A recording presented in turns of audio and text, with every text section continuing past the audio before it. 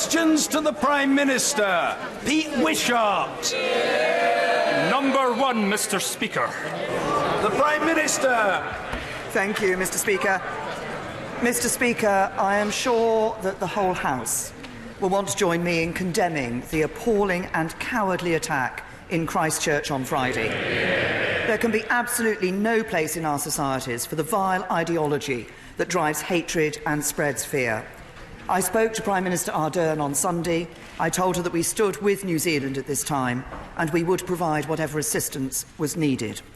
I would also like to take the opportunity to thank the emergency services for their handling of the terrorist incident in Stanwell on Saturday. I'm sure members from across the House will want to join me in sending our thoughts to the man who was injured. And I would like to send my deepest sympathies to the families of those killed and those injured in Utrecht on Monday. We're in regular contact with the Dutch local authorities and are standing by to offer whatever assistance is required. And, Mr. Speaker, I'm sure that members will want to join me in expressing my deepest shock at the loss and devastation caused by the cyclone in Mozambique, Malawi and Zimbabwe. We have made, as I think has been made clear by the Secretary of State in International Development questions, we've made £6 million of UK aid available to help meet the immediate needs of people who've lost everything, and we've deployed a UK team of DFID experts to coordinate our response to this disaster. Mr. Speaker, this morning I had meetings with ministerial colleagues and others. In addition to my duties in this House, I shall have further such meetings later today.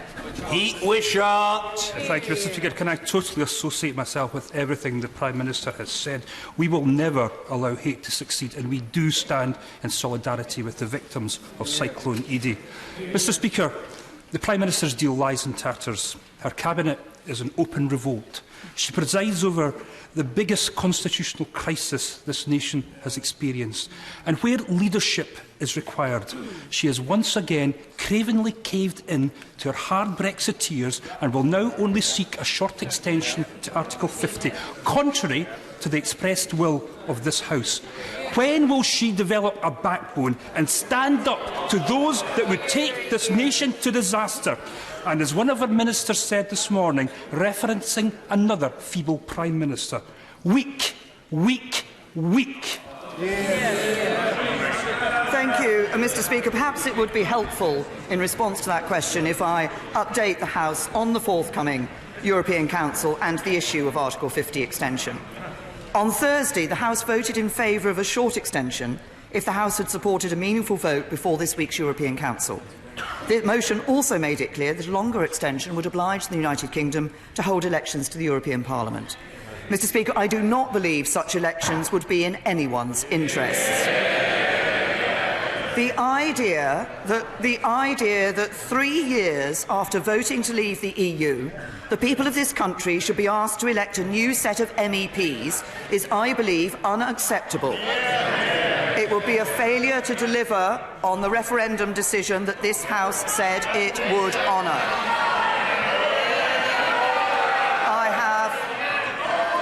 Order, a long way to go, and what the Prime Minister is saying must be heard. The Prime Minister. I have therefore this morning written to President Tusk, the President of the European Council, informing him that the UK seeks an extension to the Article 50 period until the 30th of June. Copies of the letter are being placed in the libraries of the House. The government intends to bring forward proposals for a third meaningful vote. If that vote is passed, the extension will give the House time to consider the withdrawal agreement bill. If not, the House will have to decide how to proceed. But as Prime Minister, I am not prepared to delay Brexit any further than the 30th of June.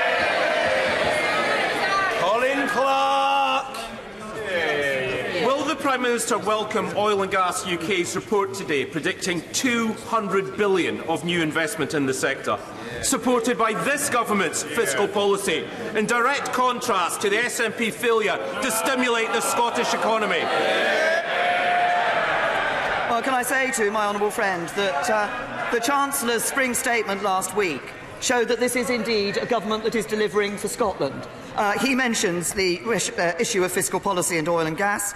We've also put £260 million for the Borderlands growth deal, £68 million extra in Barnett consequentials for the Scottish Government, £79 million for a new national supercomputer at Edinburgh University.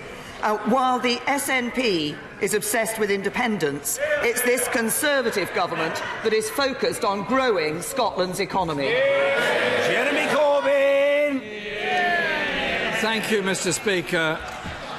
I want to start by sending my condolences to all the families and friends of victims of the terror attack in New Zealand last week.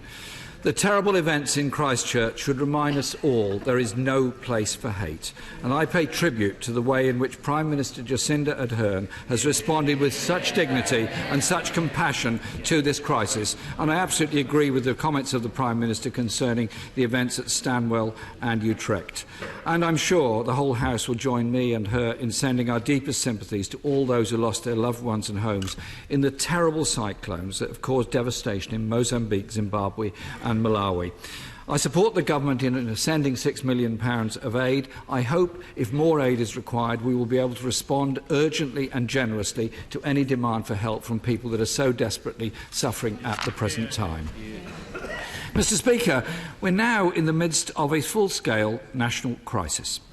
Incompetence, failure and intransigence from the Prime Minister and her government have brought us to this point. Parliament has rejected her deal. It's rejected no deal. The Prime Minister now has no plan. In an effort to break the deadlock, I've held meetings with members all across the House, and I'm having further meetings today to find a compromise that supports jobs and living standards. Tomorrow, I'm meeting EU Prime Ministers and officials in Brussels. This, Mr. Speaker, is a national crisis. Will the Prime Minister meet me today to discuss our proposals as a way forward to get out of this crisis? Can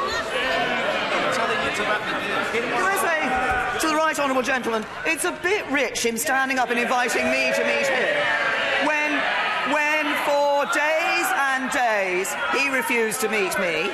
And when for days and days he refused to meet me, and he then refused to allow the Shadow Brexit Secretary to have a further meeting with the Chancellor of the Duchy of Lancaster.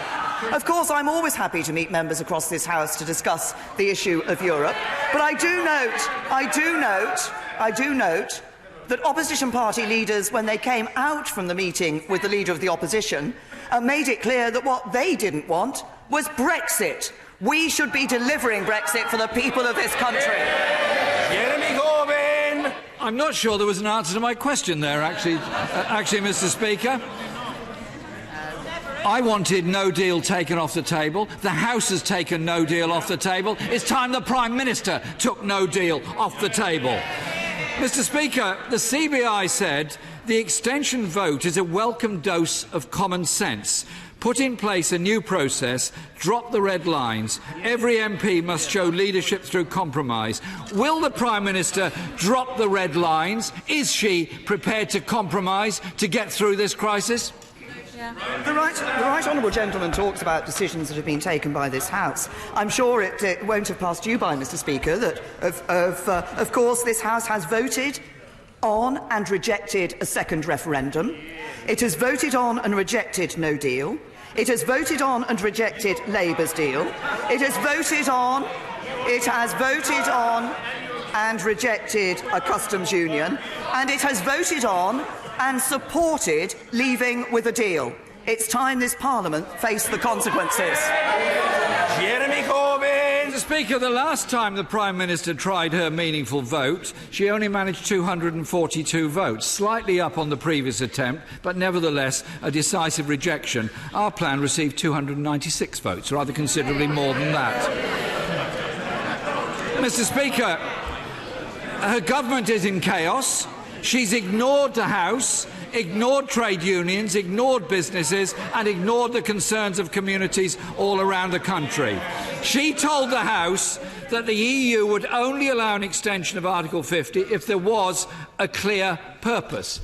She's travelling to Brussels tomorrow morning to meet the EU summit leaders. What is her clear purpose?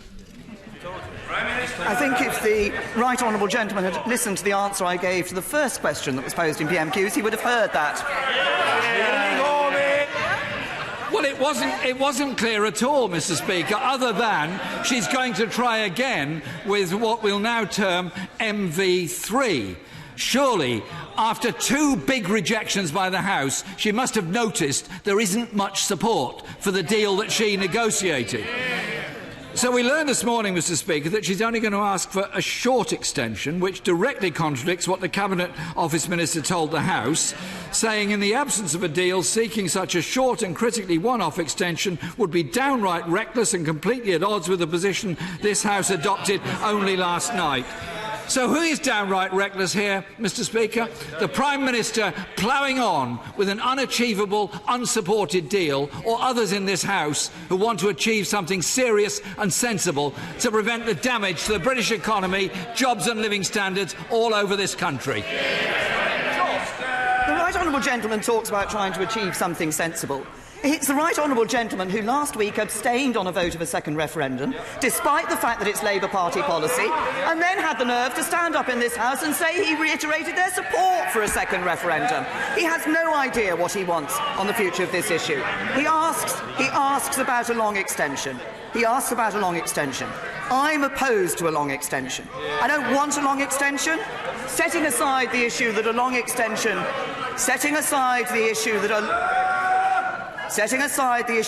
extension would mean we would have to hold the European parliamentary elections, which I don't think is in anybody's interests. The outcome of a long extension would be endless hours and days of this House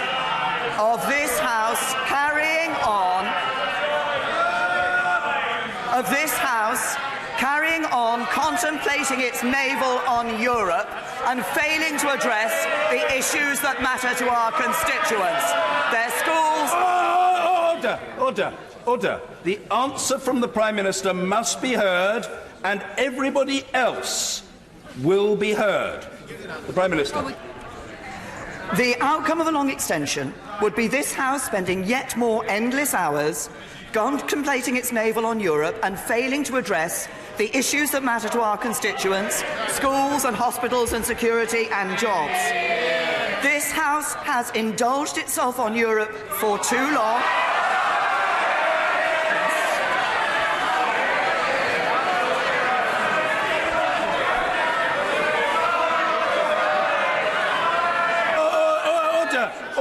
Order. There's a lot of very noisy barracking.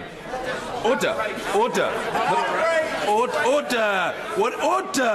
The Prime Minister's reply will be heard, and colleagues know that I am happy for the exchanges to take place for as long as is necessary to ensure that they are orderly. The Prime Minister. It's time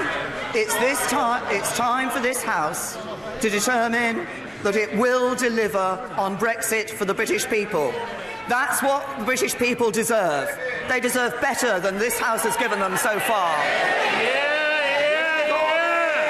Mr. Speaker, to describe the parliamentary process as one of indulgence doesn't show much respect for the democratic process that sent us here in the first place. The House, Mr. Speaker, has twice rejected the Prime Minister's deal. She's trying to come back for another attempt on Monday. Further to your ruling last Monday, she's got to come up with something a bit different than she's come up with so far. So what significant changes will there be, either to the withdrawal agreement or the political declaration, that will even allow the Prime Minister to table it on Monday? The right honourable gentleman talks about respect for democracy. Respect for democracy means that this House should deliver the Brexit that the British people voted for. And the right honourable gentleman now wants to disrespect democracy by holding a second referendum. It is not this government that is being disrespectful of the British people. It is the right honourable gentleman and his Labour Party. Jeremy Corbyn! The job of Parliament is to hold government to account, and the Prime Minister doesn't seem to understand that. When she was first defeated, she promised legally binding changes. I haven't seen those legally binding changes. All she's doing is running down the clock after a second heavy defeat. Today, Mr. Speaker, marks 1,000 days since the referendum, and this government has led the country and themselves into crisis, chaos and division. We are still legally due to leave the European Union in 9 days' time. Months of running down the clock and a concerted campaign of blackmail, bullying and bribery has failed to convince the House, or the country, that her deal is anything but a damaging national failure and should be rejected. They've run out of time. They've run out of ideas. People, Mr. Speaker, all over this country are anxious and frustrated with this government's utter inability to find a way through the crisis. If the Prime Minister cannot get changes to her deal, will she give the people a chance to reject the deal and change the government? Can I say to the right honourable gentleman, I think he's actually just made the point that I was making in my previous answer to him, that he doesn't want to actually respect the vote that took place in the referendum in 2016. We have a deal. We have a deal that keeps millions of livelihoods safe and secure. It protects the Union for the future. It means murderers and rapists on the run can be brought back quickly to face justice in this country. No deal won't do that. The deal is good for this country. It delivers Brexit and it should be supported. Peter Aldous. Thank you very much, Mr. Speaker. The announcement this week of the closure of Co's Lowestoft shop, following on from those of Beale's, Argos and Body Shop, highlights the challenges that the High Street in Lowestoft currently faces. To address these, Waveney District Council are submitting an expression of interest to the Future High Street Fund, which I anticipate will be heavily oversubscribed. I acknowledge the various initiatives the Government have put forward, but can the Prime Minister assure me that a coordinated, sustained and properly resourced approach, working with councils, will be pursued to revitalise our town centres, which are so vital to local communities and economies? Well, first of all, my honourable friend makes an important point about the significance of town centres for our local communities. Can I say to my honourable friend, thank you also for highlighting the work that we are doing, the help we're providing through the Future High Streets Fund. Of course, high streets are changing, but we want to help them in that process and help them to adapt. That's why, as he said, the Future High Streets Fund is there. It has £675 million available to support local areas. But I'd like to also reassure my honourable friend that in doing this, we will be promoting partnership across the public and private sector, including local businesses, in developing those plans for the future of their high streets. Ian Blackford. Thank you, Mr. Speaker. And can I associate myself with the remarks of the Prime Minister on the outrage that we all feel from what happened in Christchurch in New Zealand? We must work collectively together to drive hate out of our societies across the globe. And our thoughts are very much with the people of Mozambique, with Zimbabwe and those from Malawi. And we must do all we can to support those in those communities. Mr. Speaker, all our constituents will be watching on at the crisis and chaos that we're in, and we need to reflect on the fact that we are a week away from what is the intended day from leaving the European Union and the responsibilities that we all have. Mr. Speaker, 6 days ago, the Chancellor of the Duchy of Lancaster said, in the absence of a deal, seeking such a short and critically one-off extension would be downright reckless. Downright reckless, Prime Minister. Does she agree with her de facto deputy that her actions this morning are downright reckless?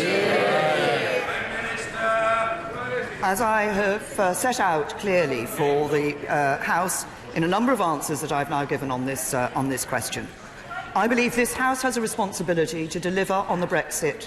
People voted for Brexit. We have a responsibility to deliver on. I recognise that the right honourable gentleman and his colleagues in the SNP have always taken the position they want to revoke Article 50 and not have Brexit.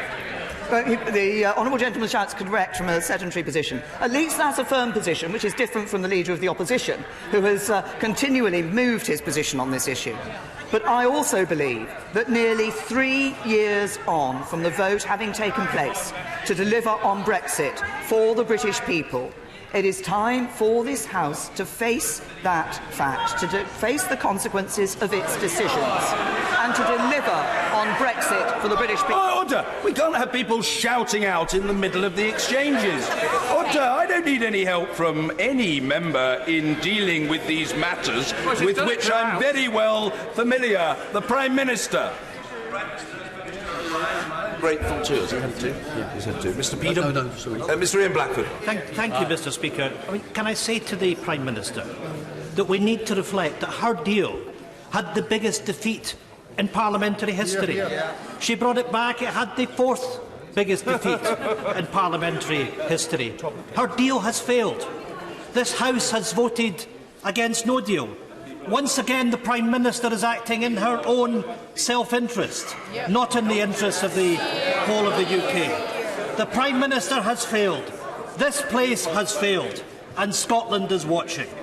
The only way forward now, Mr. Speaker, is to put the decision back to the people.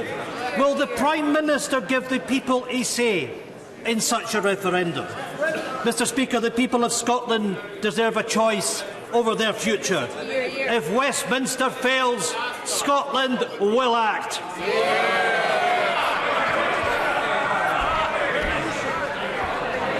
Can I say to the right honourable gentleman that there is an enormous responsibility. It's a huge honour and privilege to sit in this chamber, to be elected as a Member of Parliament, to represent our constituents, and we all have a responsibility.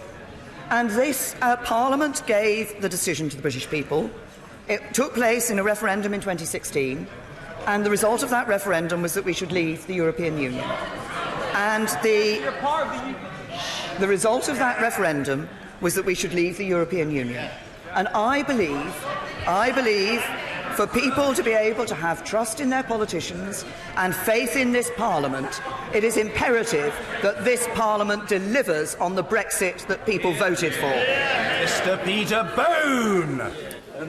Mr. Speaker, in June 2016, the country voted to leave the European Union.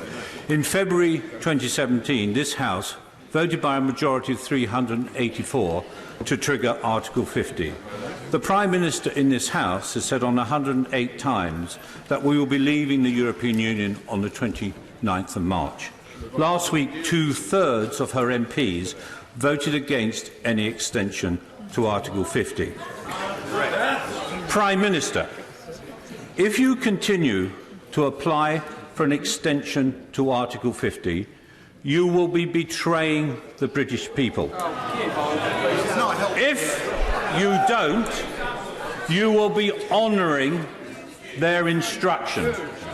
Prime Minister, it is entirely down to you.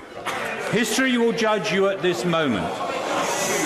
Prime Minister. Order. I'm not having the honourable gentleman denied the chance and the right to be heard. The honourable gentleman must and will be heard. Mr. Peter Bone. Prime Minister, which is it to be? Can I thank my honourable friend has been consistent in his challenging me on the 29th of March date in Prime Minister's questions and in statements and indeed in debates. I have always wanted us to be able to leave on the 29th of March. But I believe, as was said during the referendum campaign by those who wanted to leave, that it was better to leave with a negotiated deal with the European Union. That is why I am saying that I think we should look again at being able to leave with a negotiated deal, but in order to do that we need time for this Parliament to ratify a deal, and in order to do that we need an extension until June the 30th. But as I have said, as Prime Minister, I could not consider a delay further beyond the 30th of June. This is the point at which this House has the decision to take as to what it wants the future to be.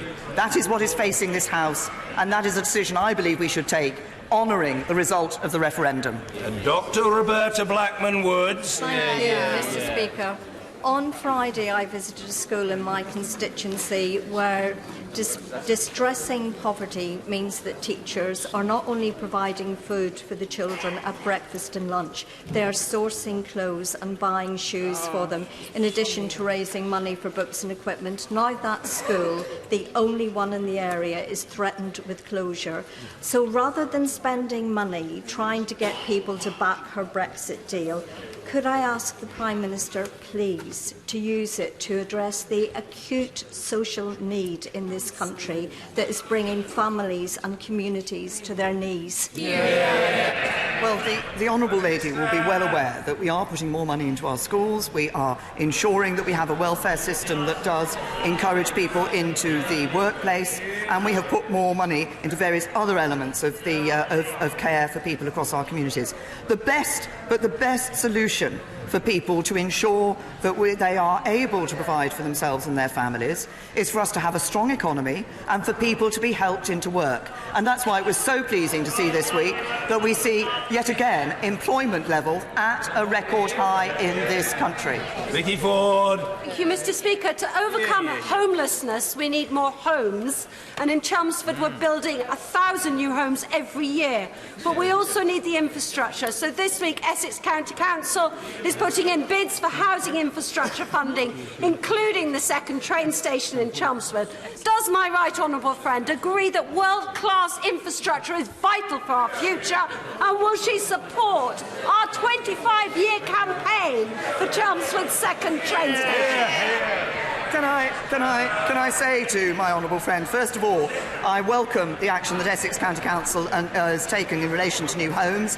I welcome their bid to the Housing Infrastructure Fund. It's important we've made that money available in the Housing Infrastructure Fund because we understand the importance of infrastructure for new housing developments. We recognise the need for additional affordable housing in the South East. Of course, the Department for Transport will look very carefully at the bid which will come in for the second railway station that my honourable friend has referred to. But I'm pleased to be able to say that we're only able to do this because this is a government that is putting record levels of money into capital investment in our country. Lloyd Russell Moyle.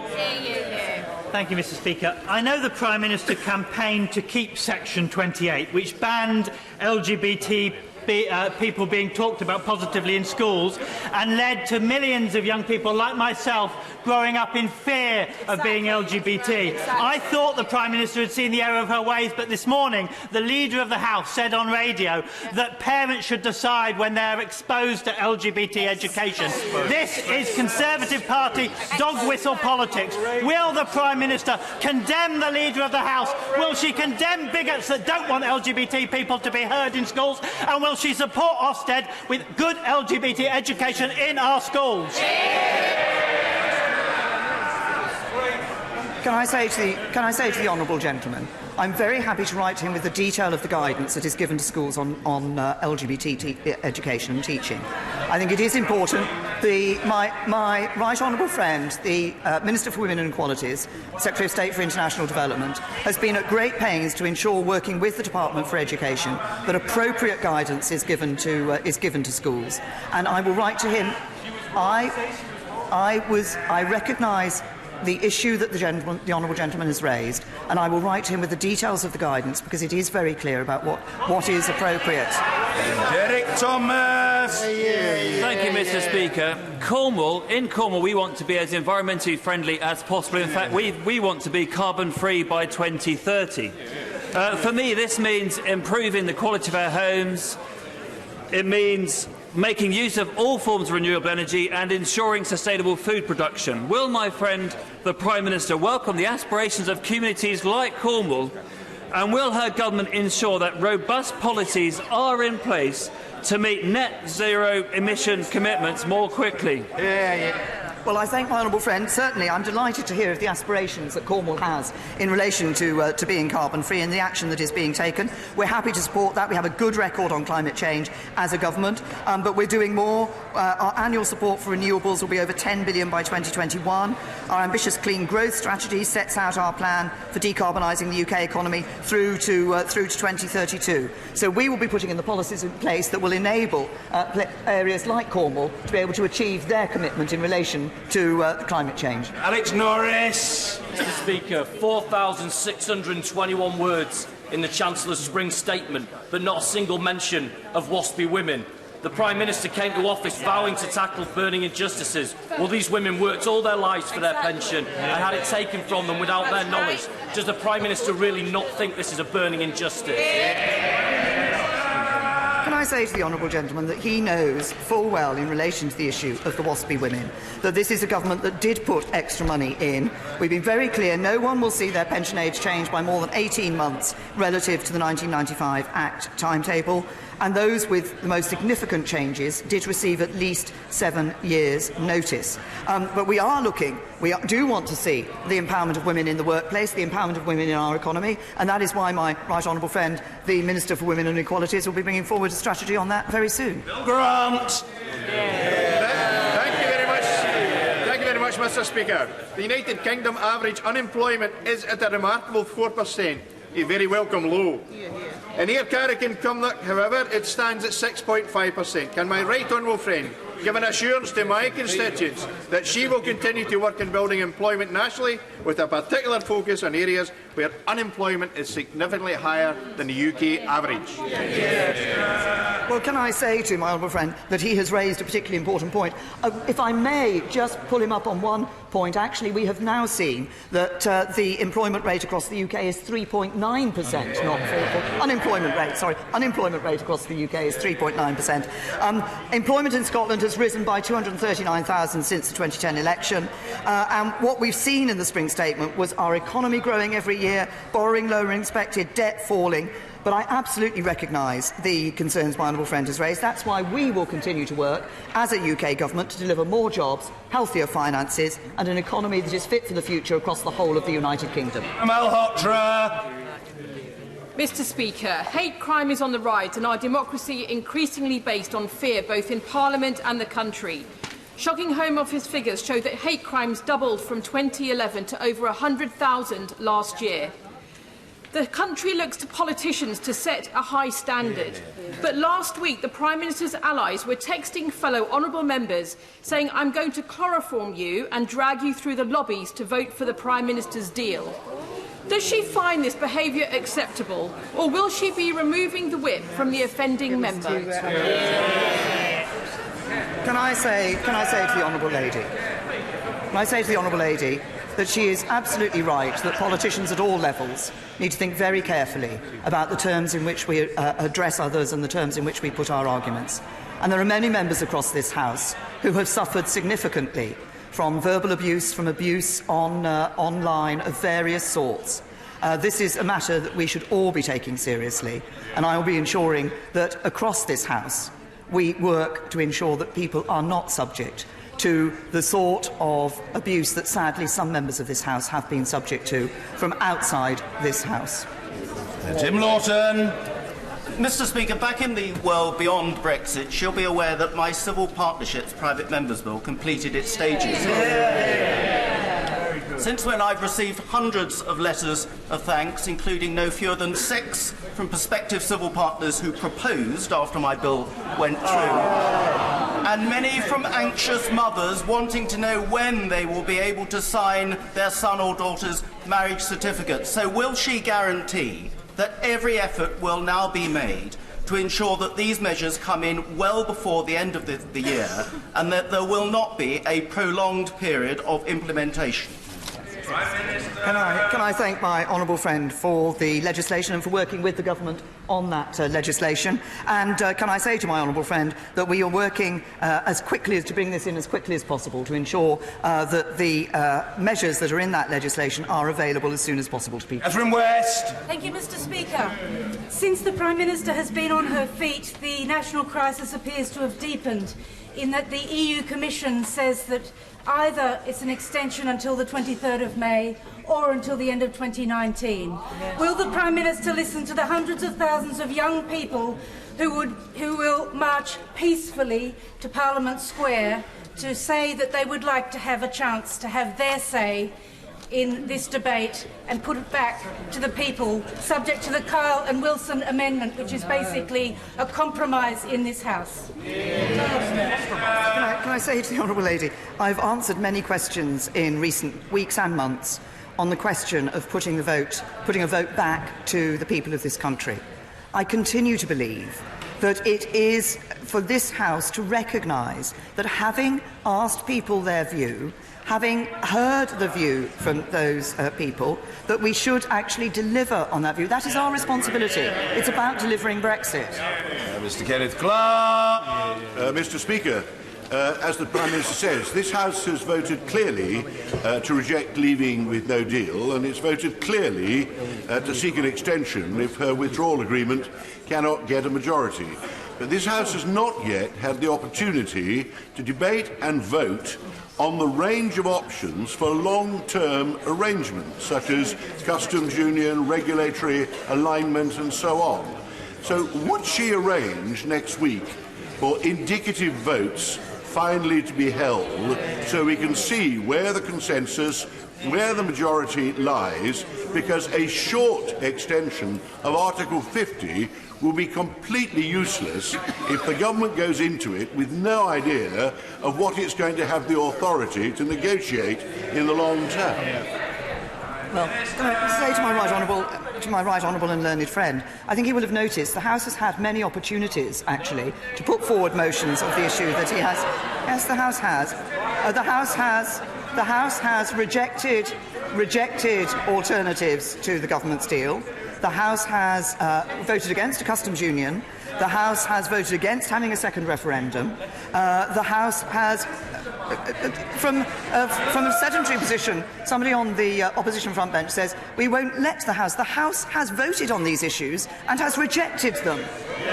We have been clear about our intention to absolutely fulfil the requirement that we have to bring forward an amendable motion under Section 13(4) of the Withdrawal Act, and we will indeed be doing that.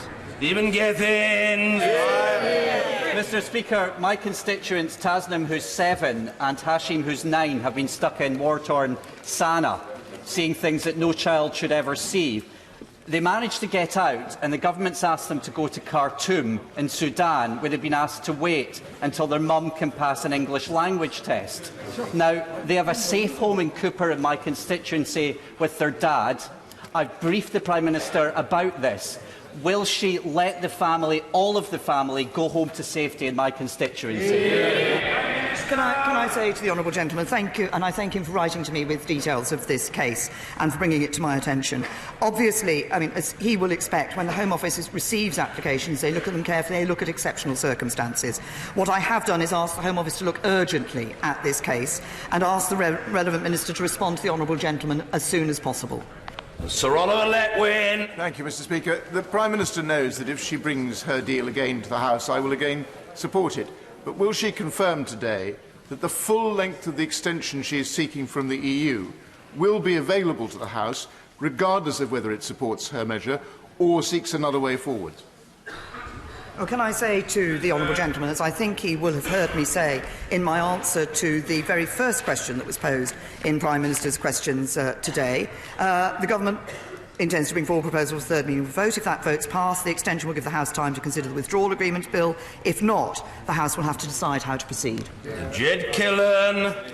Thank you, Mr. Speaker. Over 50 years since the closure of J&J White's chemical factory in my constituency, the local area is still blighted by carcinogenic hexavalent chromium contamination. To date, Clyde Gateway has received £6 million of EU funds to decontaminate and regenerate land, but tens of millions more will be required to complete the work. Will the Prime Minister give a commitment that post-Brexit the UK Government will make similar funding available in the long term to complete that work? The honourable gentleman has raised a very specific case with me in relation to a certain type of funding. I'd be very happy to ask the relevant minister to respond to him on the specifics of that case in relation to his constituency. Sir William Cash.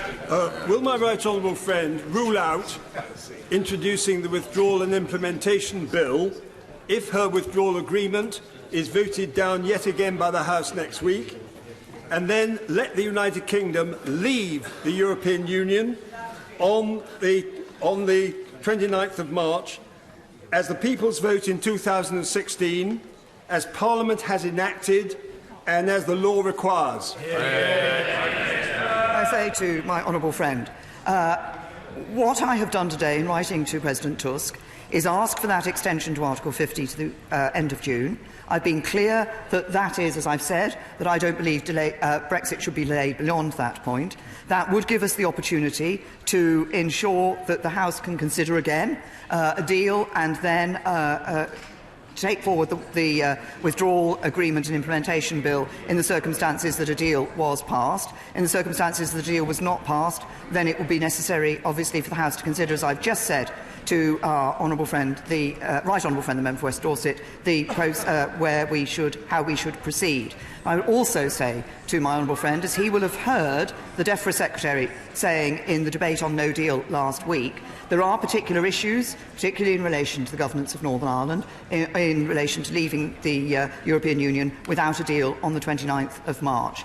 I continue to hope and continue to believe that the best way for this country to leave the European Union is to do so on a basis of a negotiated deal, and the extension to 30th of June would allow us to do that. Ed Miliband. Thank you, Mr. Speaker. Further to the question from the Father of the House, does the Prime Minister not realise that in her answer she is the roadblock to this House reaching a majority, not the facilitator of it? It is blindingly obvious, including, I believe, to members of the Cabinet, that what the House now needs to do is have a series of indicative votes, precisely so it can express its will about what it is for, not simply what it is against. Why doesn't the Prime Minister agree to that? And she would be doing the service to the country if she did. Can I say to the right honourable gentleman, obviously I've made clear that we will bring forward the motion that is required under the legislation under section 13(4). But if I could just gently say to the right honourable gentleman, as I did to my right honourable and learned friend, that it is not the case that it has not been possible for this House to bring forward votes of the sort that the right honourable gentleman is talking about. It has been open to this House. In some cases, the House has brought forward such votes, and those have been rejected. Mr. Richard Drax. Thank you, Mr. Speaker. My right honourable friend and this House gave its solemn word to the British people that we would leave the EU on the 29th of March, on Friday week. If this extension happens, my right honourable friend, what guarantee can you give the British people that at the end of June, if we still do not have a deal, we honour that referendum result and we leave? Can I say to my honourable friend that I made clear in the debate we had, I think in the debate we had, one of the debates last week or the previous week, that if it is the case that there is an extension, this does not actually take no deal off the table. It leaves that as a point at the end of that extension. Now, whether or not we have that extension is not a matter purely for the United Kingdom. It is a matter for the European Union Council. They have, up until now, been very clear, and obviously I wait to see what they say tomorrow, but they have been very clear that any extension could only be if there was a clear purpose for that extension, and that we could not go beyond the date I've suggested without holding European parliamentary elections. I don't believe it's in anybody's interest to hold European parliamentary elections. I believe it is time that we actually delivered on the vote of the British people in 2016, and that's why, as I said earlier, in response to the first question, as Prime Minister, as far as I'm concerned, there would be no delay in delivering Brexit beyond the 30th of June. Anna Seabury. As the Prime Minister has told us, she is today seeking a short and one-off extension to Article 50.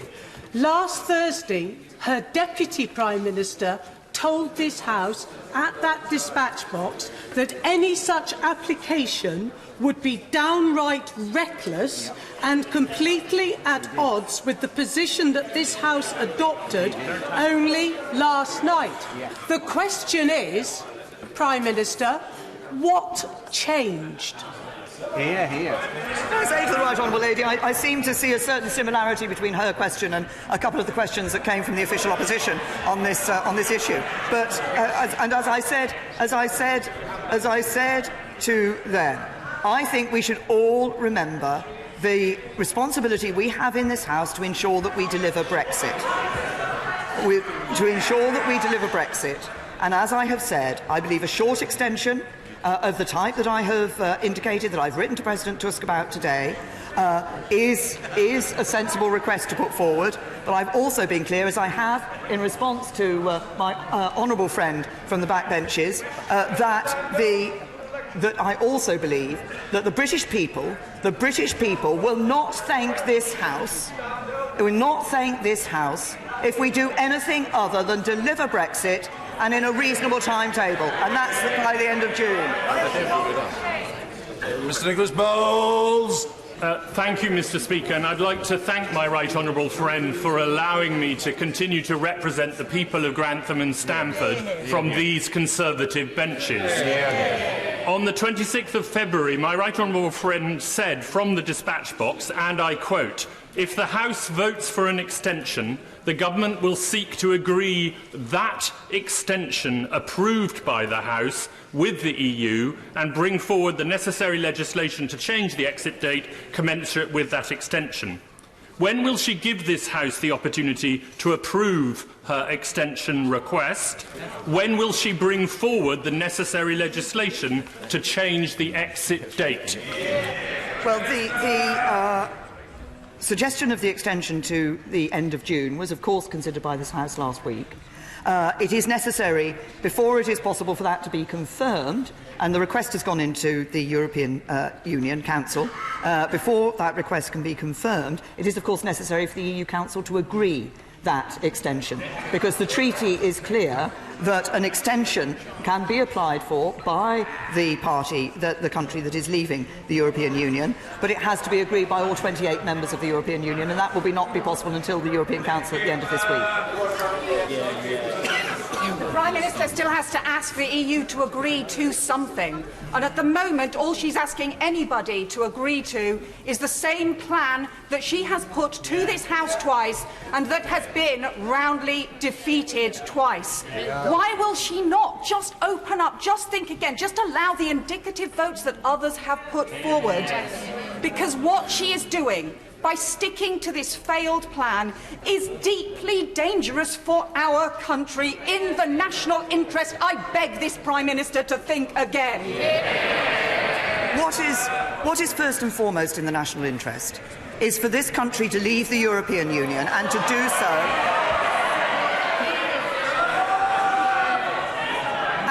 so in a way that does protect people's livelihoods and protects their security and protects our union. That is the proposal that we have put forward. The Right Honourable Lady has raised again the issue of indicative votes. As I will say to her, as I've said to others, first of all, we stand by the requirement that we have to bring the motion under 13.4 of the Withdrawal Act, which we will do, and we will bring that motion to this House. And it is appropriate within the timetable set within the legislation. But I also say to the Right Honourable Lady, it is the case that there have been votes in this House on some of the other proposals that have been put forward, and those have equally been rejected. There is one thing that this House has agreed to, and that is that it would leave with a deal. It was in relation with changes in relation to the backstop, and that is the one positive vote that the House has given. David Duquette. Much, Mr. Speaker. After much representation from the charity Max Appeal, the National Screening Committee is for the first time considering adding 22q11 syndrome to the newborn blood spot test. This second most common chromosomal disorder after Down syndrome can lead to avoidable mental health issues if not diagnosed and managed from a young age. So, therefore, would my right honourable friend join me and the APPG, of which I am chair, in calling for this condition to be added to the newborn blood spot test? Very good.